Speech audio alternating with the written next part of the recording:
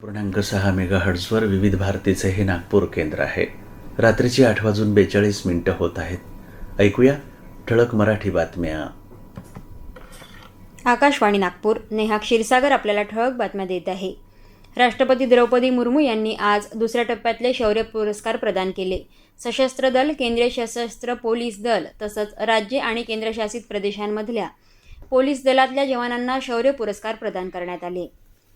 त्र्यंबकेश्वर येथे होणाऱ्या कुंभमेळ्याच्या निमित्तानं राज्य शासन आणि केंद्र शासन त्र्यंबकेश्वर परिसरात मोठ्या प्रमाणात पायाभूत सुविधा देत असून त्या पूर्ण झाल्यानंतर या गावाचा चेहरामोहरा बदललेला दिसेल असा विश्वास कुंभमेळा मंत्री गिरीश महाजन यांनी व्यक्त केला.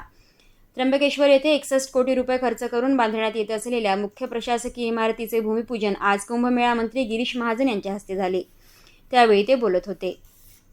राज्यात पुढच्या वर्षीपासून शिक्षक पात्रता परीक्षेसह इतर परीक्षा ऑनलाईन पद्धतीने घेण्याकरता आवश्यक पायाभूत सुविधा निर्माण करण्यासाठी मुख्य सचिवांच्या अध्यक्षतेखाली समिती नेमण्यात येईल अशी घोषणा शिक्षण मंत्री दादाजी भुसे यांनी विधान परिषदेत केली.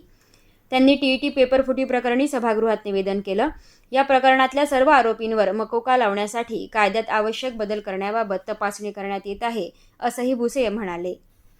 संत गाडगेबाबा अमरावती विद्यापीठाच्या उपायोजित इलेक्ट्रॉनिक्स विभागामार्फत MSc अप्लाइड इलेक्ट्रॉनिक्स या 2 वर्षांच्या रोजगाराभिमुख पदव्युत्तर अभ्यासक्रमासाठी प्रवेश प्रक्रिया सुरू झाली आहे.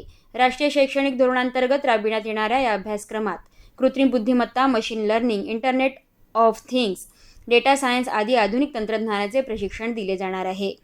पात्र विद्यार्थ्यांची ऑनलाईन किंवा विद्यापीठात प्रत्यक्ष भेट देऊन प्रवेश अर्ज सादर करावेत असं आवाहन विभाग प्रमुख डॉक्टर S.N. काळे यांनी केलं आहे. जम्मू काश्मीरमधली अमरनाथ यात्रा 3 जुलैपासून सुरू होत आहे.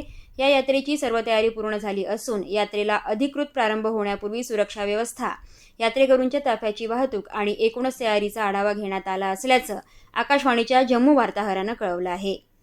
2028च्या लॉस एंजेलिस ऑलिम्पिक क्रीडा स्पर्धेसाठी भारतीय महिला क्रिकेट संघ पहिल्यांदाच पात्र ठरला आहे. या संघानं ऑस्ट्रेलिया, ग्रेट ब्रिटन आणि दक्षिण आफ्रिकेसोबत महिला T20 स्पर्धेत प्रवेश मिळवला आहे.